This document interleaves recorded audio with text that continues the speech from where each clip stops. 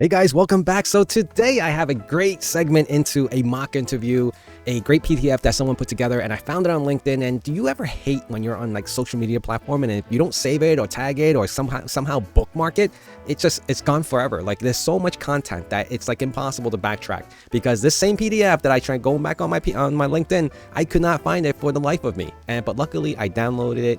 And I'm going to give a great shout out to the creator of it because I thought it was an amazing PDF. And I'm going to go through it right now with you guys. So this is the top 100 cybersecurity interview questions for beginners, intermediate, and advanced by Mohammed. And I don't know how to say the last name. Alamanja.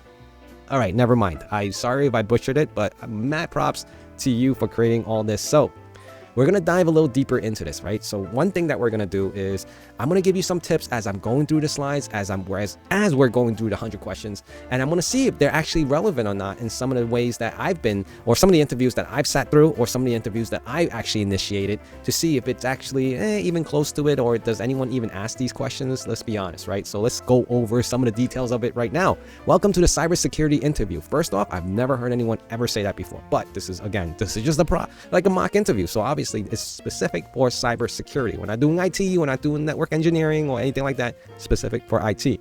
So hello there, welcome to the interview for a cybersecurity position. We're on the lookout for a talented individual like yourself and passionate about safeguarding our system from the growing digital threats. Now this right here, my friends, is you. All right, this is right here, this is you. Let's change that color to something a little brighter. Ignore and let's see, a little brighter, red. Right here, this is you. Okay, what color tie do you normally wear? Now, I usually wear, and I'm going to show you guys right now, this is the color tie that I usually wear. It's blue and a white shirt. Now, do you actually have to if you're doing a remote interview? It's minimal effort. I would say go ahead, wear the shirt and tie. You're there to impress. You have a few minutes. Just do it. Okay, just do it. All right, let's go on. Let's keep on going.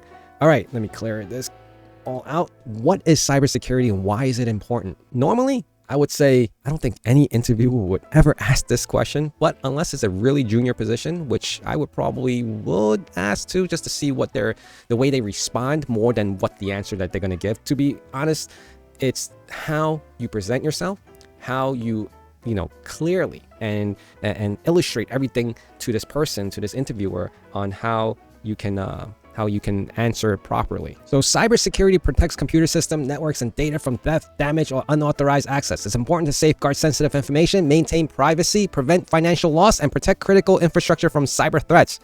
That's a pretty good answer. I'm not gonna lie.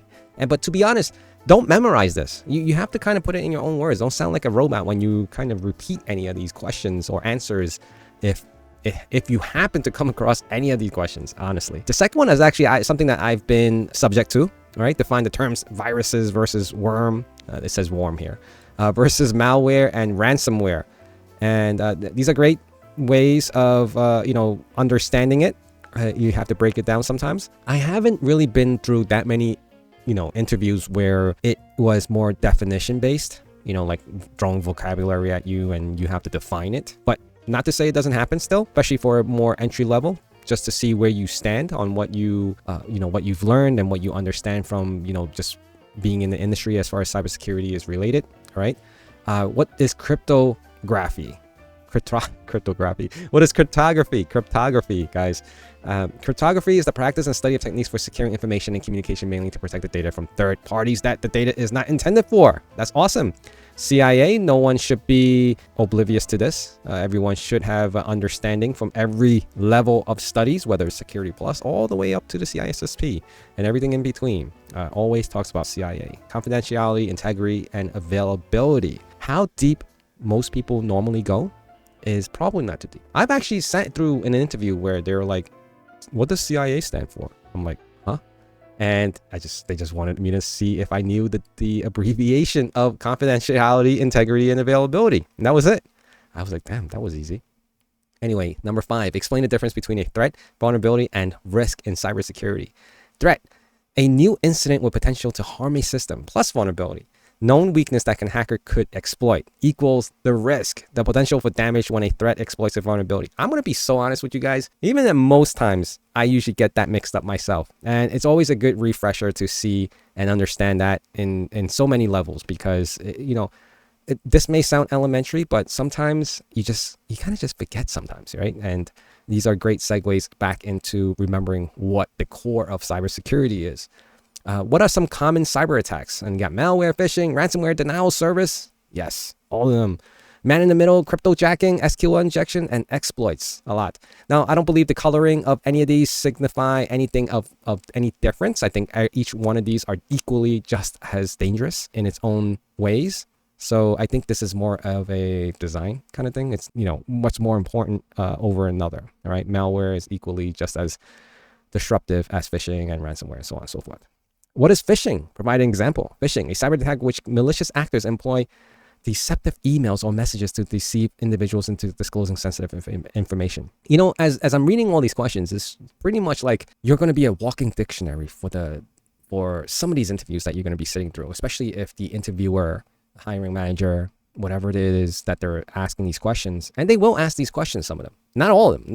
Definitely not 100 questions. That's way too long, because that would make this video go extremely long if I had to go through every question in this PDF. But I will share this with you guys. I want to, again, give really big props to Mohammed for sharing this.